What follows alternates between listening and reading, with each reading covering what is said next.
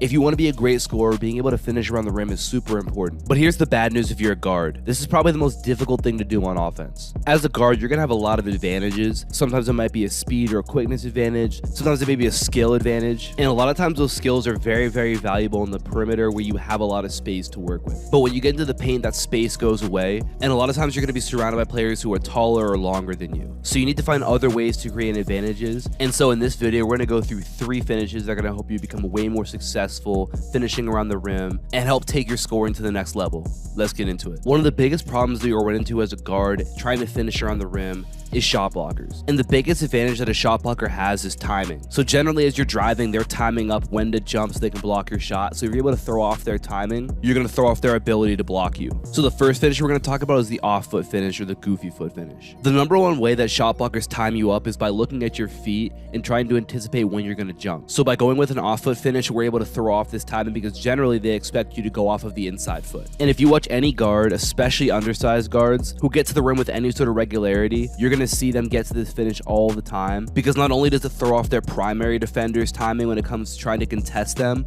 but it also throws off that rotating help defender as well. So when is this finish effective? The first situation is when you have your primary defender who's maybe trailing you or on your hip and they're trying to time you up to contest or block your shot. By getting to this off foot finish, you're able to catch them off guard and typically catch them when they haven't timed it up right, and you're going to be able to get that layup off. The second situation where this can be effective is when you see that help defender starting to rotate over. They're immediately starting to time you up and looking at your feet, so getting to this off foot finish is a great way to neutralize that rotating defender.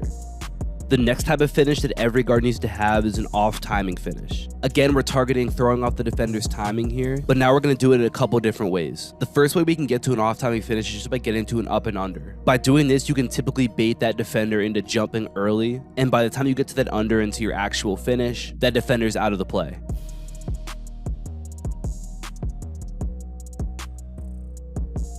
The next way we can get to an off-timing finish is by getting to more of a hang on our finish. So this involves going up for your finish and not letting go of the ball right away, but hanging and letting that defender pass by and then shooting the ball on your way down. Now this takes a lot of body control to do, but if you can work on it and get to a point where you can incorporate it into your finishing, it's going to make it so much harder for defenders to time you up and block you because you can just wait for them to pass by and shoot the ball. Isaiah Thomas was 5'9" and still able to be, for all intents and purposes, an average finisher in the NBA, which is incredibly impressive for somebody who's that size, and he was able to do this largely because of his ability to hang in the air, create contact through his different veers, and ultimately be able to throw off timing because of this ability to hang in the air.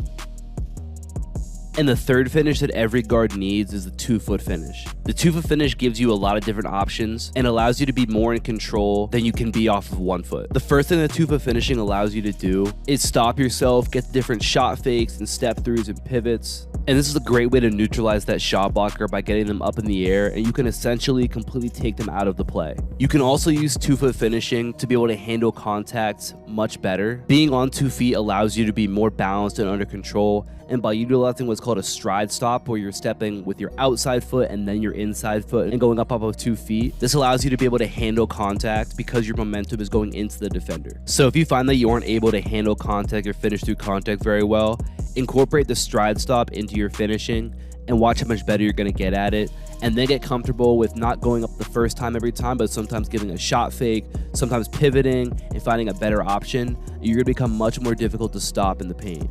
If you enjoyed this video, make sure you click the top link in my description below to get my free Elite Perimeter Scorer workout. Drop a like and subscribe. I'll talk to you guys soon. Peace.